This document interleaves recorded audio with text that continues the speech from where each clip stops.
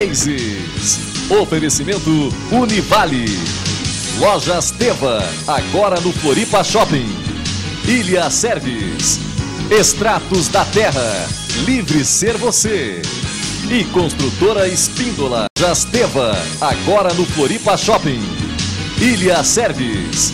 Extratos da Terra, livre ser você. E Construtora Espíndola. Olá, bem-vindos a mais um programa Cases. Muito obrigado mais uma vez pelo seu carinho, pela sua audiência.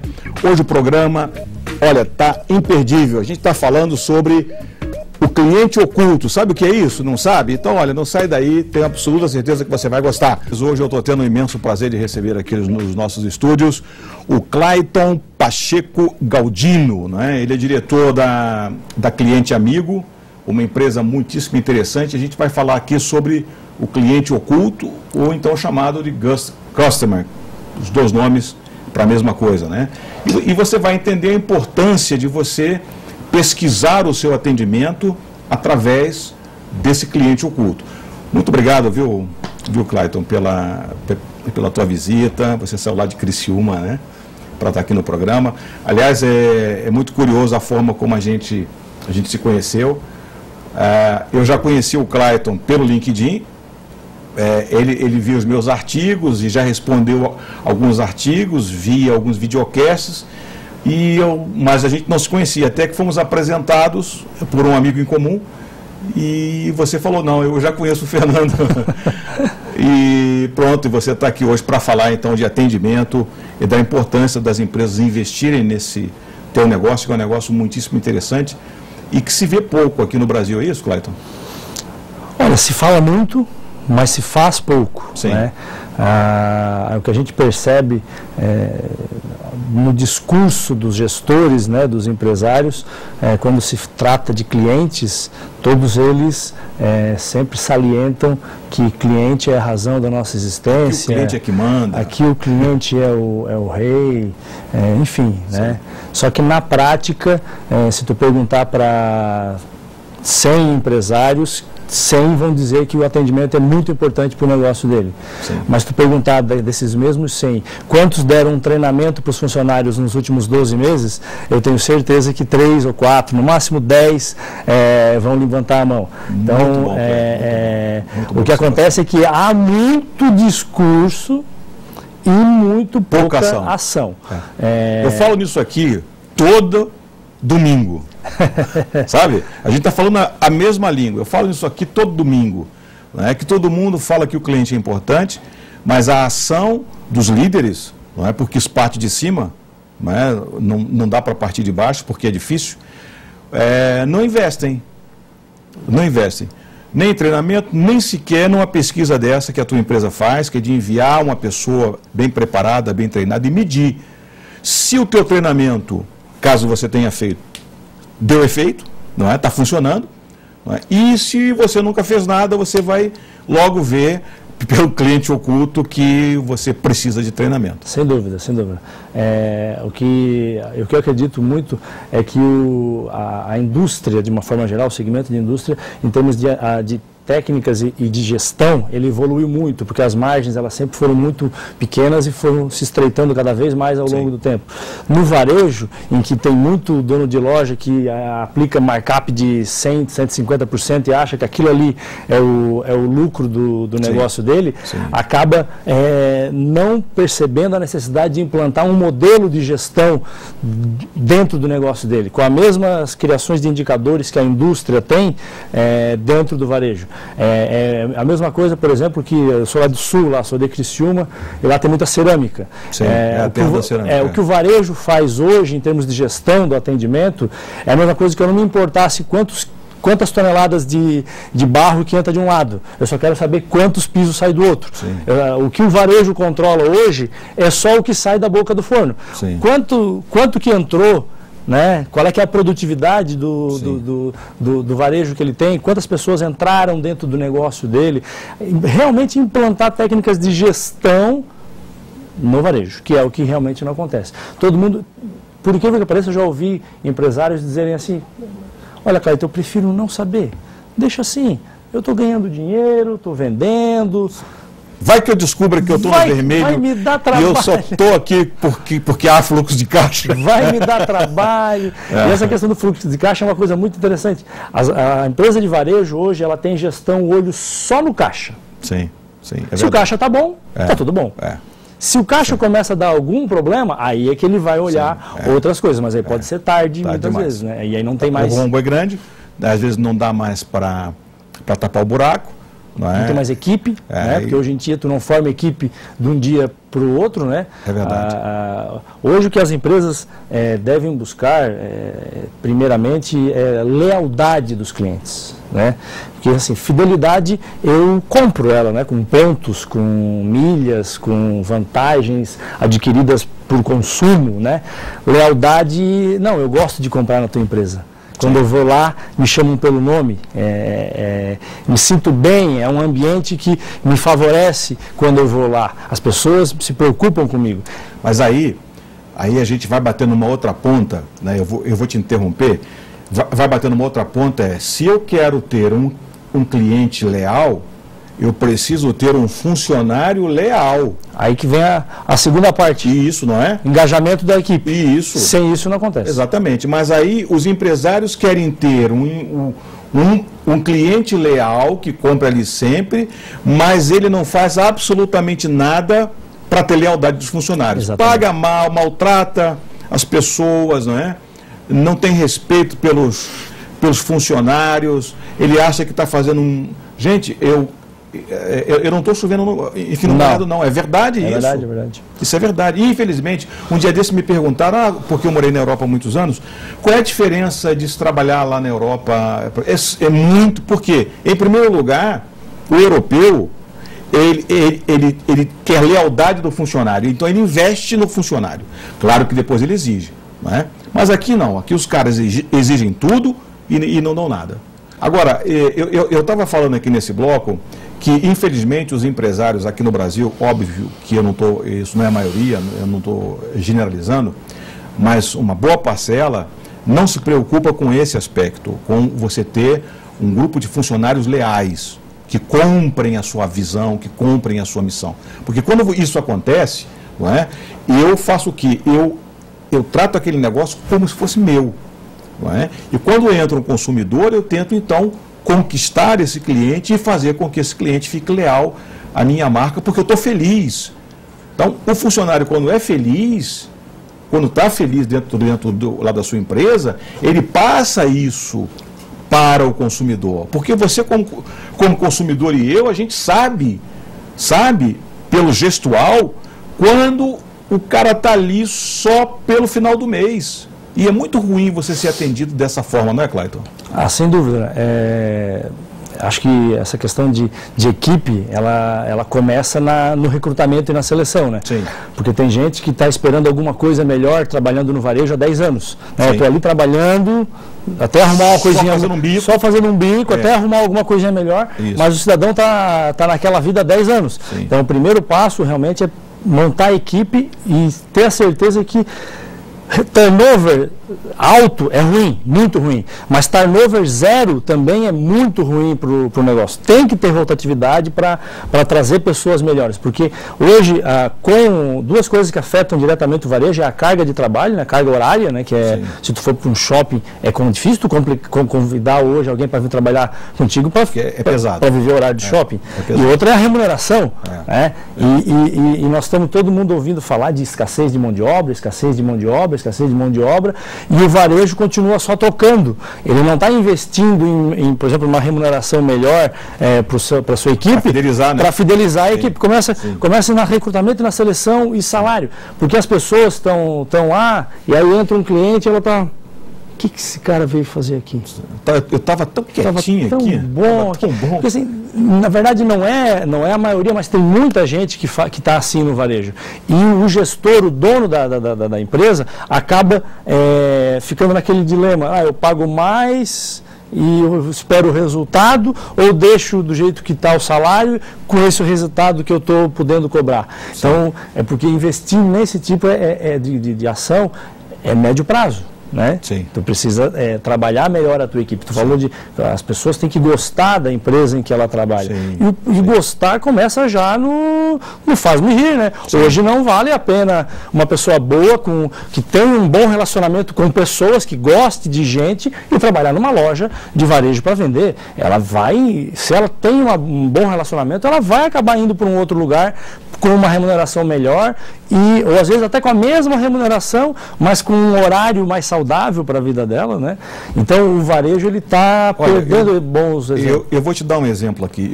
Eu fiz treinamento numa marca de roupa aqui muito famosa, na Tida, e eles têm uma vendedora lá, a Valéria. Olha, Valéria, um abraço para você, caso você esteja assistindo aqui o programa. É campeã de venda, Valéria. Campeã de venda, é que ganha mais. E ela tem a mesma condição das outras. Isso. O que a Valéria faz, não é que as outras não estão fazendo? Ela é apaixonada pelo negócio dela. Ela trata a Tida ali, a loja, como se fosse dela. Não é? Então, isso passa para o consumidor. E a gente gosta desse tipo de vendedor.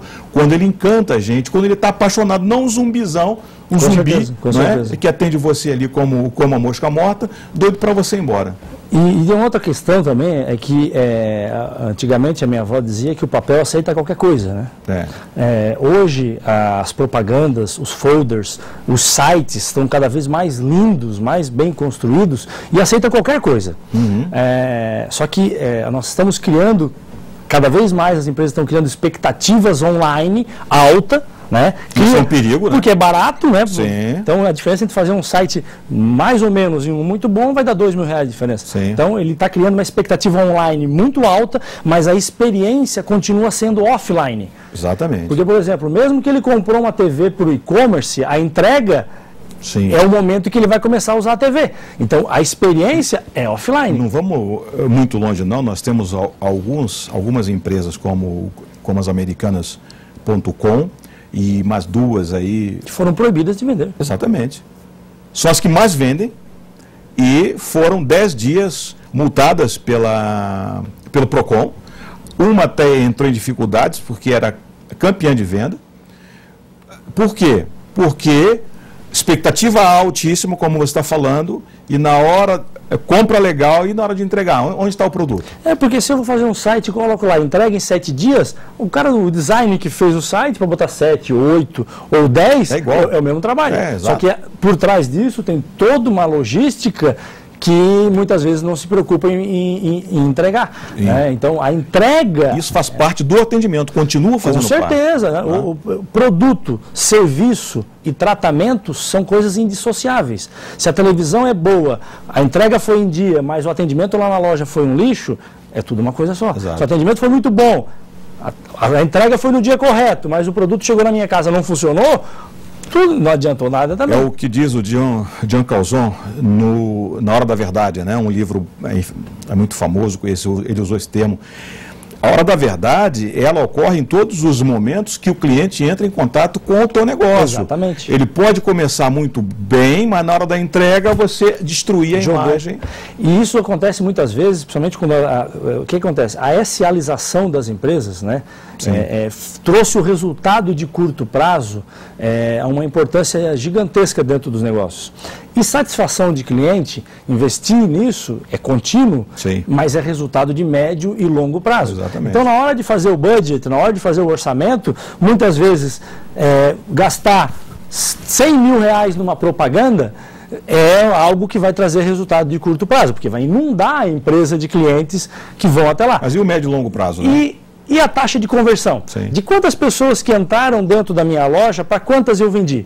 Às vezes eu gastando menos com propaganda, mas gastando um pouquinho mais com treinamento, que é aumentar a taxa de conversão, por exemplo, de cada 10 clientes que entram na minha loja eu vendo para 5, eu aumentar para 7, provavelmente eu vou gastar 20%. Menos propaganda, eu vou atrair menos gente para a minha loja, ou seja, o fluxo dentro da loja vai ficar mais tranquilo, né? Porque com menos gente eu faço o mesmo resultado. Obviamente que eu posso aumentar o fluxo para aumentar mais o resultado ainda. A gente acredita que para qualquer segmento de negócio, independente de que área de atuação, é possível se criar um padrão de atendimento. Quando a gente fala de padrão de atendimento, não é robotização de atendimento. São atitudes básicas que devem ter em todo o atendimento, como, por exemplo, cumprimentar um cliente, dar um bom dia, uma boa tarde, perguntar o nome do cliente, se apresentar, sorrir. Né? Por incrível que pareça, sorrir muitas vezes é uma coisa que a gente não recebe nos atendimentos. É difícil. Né? Uma demonstração de produtos feita com entusiasmo, com conhecimento do produto em que está apresentando. Então, o padrão de atendimento é o princípio básico para qualquer empresa que queira melhorar o seu atendimento. Porque se tu não cria uma base, se tu não sabe aquilo que tu determina como sendo o mínimo básico, tu não tem como dali partir para uma melhoria. Se não tem parâmetro, fica difícil. Exatamente. E como diria o Falcone, aquilo que não é medido não é gerenciado. Então, se tu não monitora o que acontece no atendimento, se tu não executa uma pesquisa de cliente oculto, ou se tu não executa pesquisas de pós-venda, significa que tu não estás medindo o teu atendimento. Se tu não está medindo, tu não está gerenciando. Exato. Muitas empresas acabam trabalhando mais com índices de número de reclamações do que com índice de satisfação. O número de reclamações é uma coisa, são as pessoas que reclamaram. Só que tem pessoas que saíram insatisfeitas e que não reclamaram, né? Então, que é a maioria. Esse número, muitas vezes, ele é irrisório e elas se baseiam nele. O que a gente faz hoje, principalmente, é dividido em dois segmentos. Nós criamos, junto com os nossos clientes, padrões de atendimento, que vai desde o bom dia até o tchau, né? Incluindo um pós-venda, se for o caso de cada atendimento, e identificamos e treinamos pessoas ao redor do Brasil. Nossos clientes normalmente são redes de lojas que precisam saber o que está acontecendo lá na ponta. Então, uma rede de lojas daqui quer saber como é que está o atendimento lá em Rio Branco, no Acre. Para mandar uma pessoa lá para avaliar o atendimento vai sair muito caro. Nós temos uma equipe que faz isso de maneira descentralizada em cada lugarzinho do Brasil, e essa pessoa é treinada dentro desse padrão de atendimento. E vai até o estabelecimento, seja ele de maneira virtual, física ou por telefone, como tu mesmo falou, em todos os momentos da verdade, né? Então, por exemplo, a gente atende uma casa noturna, né, aqui da cidade. A gente testa o momento da compra do ingresso, no parceiro terceirizado, no quiosque, na bilheteria, testa o tempo para estacionar o veículo, testa se os banheiros estão limpos, observa se o lanche está quente, a bebida está gelada, né? O atendimento, como é que é lá no bar, enfim, em todos os momentos em que há uma interação entre o cliente e a marca, né? Não falo só da empresa, mas a marca, nós vamos testar se aquilo que ele está prometendo está sendo entregue lá no ponto de venda. E não é surpresa, muitas vezes, chega lá no ponto de venda, não acontece aquilo que foi prometido, né? As empresas investem milhares de reais em propaganda, só que não se asseguram de que aquilo que elas estão falando está sendo comunicado lá no ponto de venda. Exatamente, né? O que eu falo aqui. A gente tem alguns números que são bem gritantes, né? Por exemplo, por incrível que pareça, a gente hoje está com hoje quase 5 mil, um estoque desse ano de quase 5 mil avaliações de cliente oculto, né? Dos mais diversos segmentos, de loja, franquia, posto de gasolina, locadora, imobiliária, enfim. Mas em menos de 20% dos casos, cerca de 20% dos casos, o vendedor, o consultor, o atendente se apresenta para o cliente ou pergunta o nome do cliente, ou seja, não trata o nome, o cliente pelo nome. Por incrível que pareça, em 58% dos casos apenas a pessoa dá um sorriso. Nos outros 42% o atendimento é sem um sorriso. Bom dia, boa tarde, boa noite, que parece uma coisa óbvia, e em 45% dos casos não é dado um bom dia, uma boa tarde, boa noite, um olá, enfim, um cumprimento amigável, né? Isso só vem ratificar aquilo que eu venho falando aqui. O nosso atendimento é muito ruim, não é? É porque as empresas, Fernando, de fato, não admitiram que isso é uma realidade. Exato, perfeito, e que tem que investir continuamente. A gente faz muita pesquisa de pós-venda também, e as escalas, por exemplo, quando tem uma escala entre 0 e 5, né, o 3 normalmente é aquele atendimento que foi indiferente. as pessoas que mais reclamam é falta de sorriso. Por incrível que pareça, tem gente que trabalha no atendimento que acha que não tem dentes. Porque não Eu falo isso aqui, ó, é de graça, não é? Contagia, porque você quando sorri para outro... Os japoneses, os orientais, não sei se você viu isso, os executivos descobriram que afinal, sorrir ajuda a vender. E eles estão, eu vi isso no Fantástico, não estou contando nenhuma novidade, os executivos estão aprendendo a sorrir. Claro. Porque, e isso a gente já faz aqui naturalmente, né? Porque eles são sisudos, a gente não. Exatamente. O que acontece é que quando tu tem uma informação, por exemplo, quando tu vai, a pessoa acha que está com um problema de saúde. As pessoas, é igual em médico, tem gente que não vai no médico, prefere não saber, Sim. Né? Mas aí quando acaba indo... Já está tudo estragado. Mas mesmo assim, nunca é tarde para começar, né? Então, foi no médico, ele vai te passar uma prescrição. A partir daquele momento, tu vai tomar a decisão de segui-la ou não. Agora, dá um exemplo aí de uma empresa que te chamou para medir se se estava bom lá o atendimento dele e estava um desastre, e ele não sabia. Não, vamos dar o nome, cita só primeiro, um exemplo.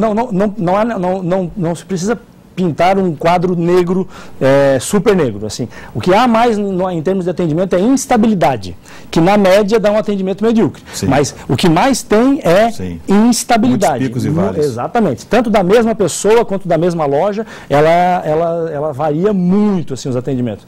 O que acontece principalmente, por exemplo, nós temos um cliente que era uma rede de loja feminina, roupas femininas, por exemplo, e nós mandamos uma cliente avaliadora lá que era um pouquinho gordinha, ela é um pouquinho cheinha. E ao entrar na loja, a atendente olhou ela de cima e embaixo, assim como medindo ela, e disse, olha, aqui a gente só trabalha com tamanho único. Quer dizer, você está fora dos padrões. Você não cabe dentro da nossa roupa. Nós fazemos avaliações para uma rede de postos, e teve um atendente uma vez que foi perguntado para ele, essa gasolina de vocês é boa? Ele disse, não, nossa gasolina é muito boa. Mas a melhor é aquela do posto BR lá, da Pódio, aquela é a melhor. Então, muitas vezes, o que acontece, Fernando, é que o gestor do varejo, principalmente do pequeno varejo, como ele está dentro da loja, ele acha que tudo que está acontecendo dentro da loja está sob o controle dele. Ele está vendo, né? Ele não está, né? E não está. E quando um cliente está na frente do atendente, é que ele vai aquilo que é a loja dele, aquela imagem que o vendedor vai passar para aquele cliente, é o que ele vai falar para a família dele. Porque nós estamos migrando do marketing boca a boca para o marketing clique a clique. Né? O que antes a gente falava que a gente podia falar mal para 7, 10 pessoas, 15, cada um tinha suas estatísticas. O Kotler falava que era 12, que falava para mais 5, enfim. Não dá mais para mensurar isso. Não dá. Porque depende da rede de relacionamentos online que ele tem. Hoje, quando eu estava vindo para cá, um pouquinho antes, eu postei no meu Facebook que eu ia dar uma entrevista para vocês, participar aqui do programa. Já várias pessoas... Sim. Se eu estivesse falando mal do teu programa, provavelmente várias pessoas também iam estar observando. Olha, Cleiton, eu ficaria contigo aqui nesse papo dias e dias. Muito obrigado pela tua visita. Foi um prazer. Foi muito legal. Acho que a gente tem que voltar para falar outras vezes da importância do atendimento e da tua empresa, do cliente oculto. Quem desejar entrar em contato com a tua empresa, o teu site passou várias vezes. Muito obrigado a você, meu amigo, pela tua audiência, pelo teu carinho. Esse programa é feito pensando em você. Eu desejo agora o que eu sempre desejo para vocês. Boas vendas, sucesso para vocês. Tchau!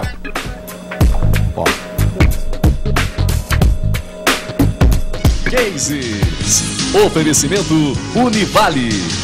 Lojas Teva, agora no Floripa Shopping. Ilha Service. Extratos da Terra. Livre ser você. E Construtora Espíndola.